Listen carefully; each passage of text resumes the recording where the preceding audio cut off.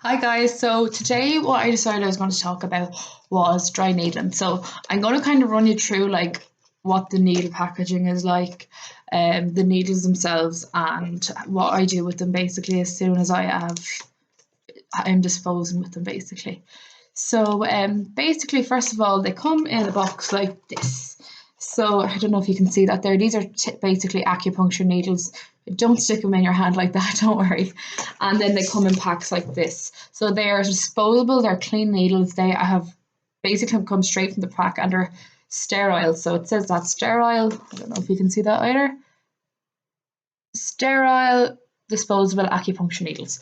So anyway, basically what I do, I'm just going to show you what the needle is looking like. So this, you take them out of the pack like this, and there again is what they look like. So this is like a leading tube. So basically what I do is I put it into someone like that, tap the needle in, and then insert it. Usually you would insert it diagonally because you're not going to like, I'll show you now. That there is the needle. Now I hold it back there, you can't even see it.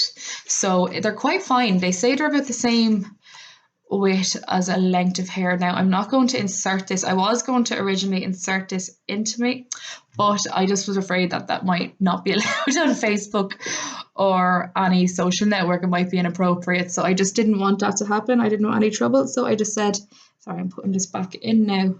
But basically once I am done using this, I'm going to dispose of this actually, but once I'm done using this, what you do is you put it in a sharps box, and then that's disposed of by the chemist. And once that's full, obviously. So yeah, it's very it's quite safe. So like none of these needles would have been used before.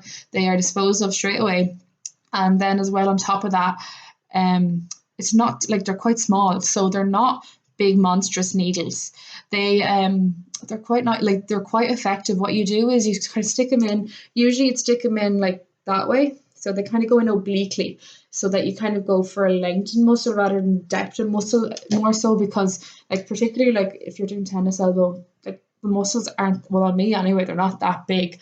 And the calves and hamstrings you might go deeper into them because they are quite big, much lot bigger muscles, and similarly around the ribs because we are very conscious of lungs and we don't want to puncture a lung with a needle. You'd be going in obliquely as well, so that'll be like going across through the muscles rather than deep into the muscles. And you wouldn't be even, I wouldn't even use a needle as big as this. It's something like the needle would be about that size in comparison.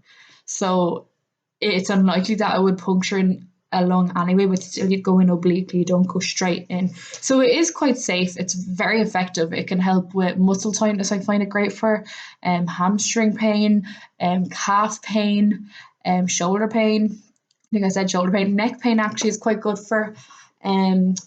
Can't use it for rib pain for obvious reasons. Tennis elbow, any sort of tendonitis. So like if you get Achilles tendonitis or tennis elbow or something like that, it is really good because it breaks down scar tissue and it realigns the muscles, and it's just generally less painful than the more stereotypical type of treatment, which is quite deep kind of frictiony kind of movement, and it's quite small and precise and basically quite sore. So it's very effective, and yeah, it's I think people have kind of a fear of it in ways. Other people not so much. Other people love it, but some people kind of are a bit fearful of it.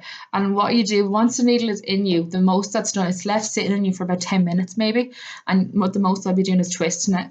If there's another area that needs to be worked on, I'd work on that. But otherwise, I'd be leaving it because I can't work on the muscle while the needle's in, because first of all, it'd be very painful, and second of all, it'd be dangerous. So yeah, that's how it works. So let's say if you came in, you were getting a general sports massage, you said, actually, my shoulders are very, very tight, and so are my legs. So what I might do is I might pop a few needles into your shoulders while I'm working on your quads. So you're basically getting good, getting more out of your hour basically because of these. So yeah, I hope you find this video helpful, guys, and it kind of dispels any myths that you might or fears you might have of dry needling. It is very safe. That is one thing I was taught, and one thing I've practiced since I've been doing this. Safety is so key. So the lungs, you are safe. I will not be doing anything near the lungs. And then secondly, it's not too painful. It depends on the point. Usually, if it's sore, it'll last a few seconds and it'll go straight away. And then maybe when I'm twisting it, it might be a little bit sore, but it shouldn't be absolute agony. you know, I've never really had complaints that, oh, I'm in absolute agony with that needle. If it does happen that you're in absolute agony with a needle, I will take it out, because I don't want you to be uncomfortable on the table, because you're not going to get the best out of treatment. Okay, so if you have any questions or would like to make an appointment for dry needling, just get in contact. And yeah, I hope you find this video helpful, guys, and you enjoy it. Thanks for watching.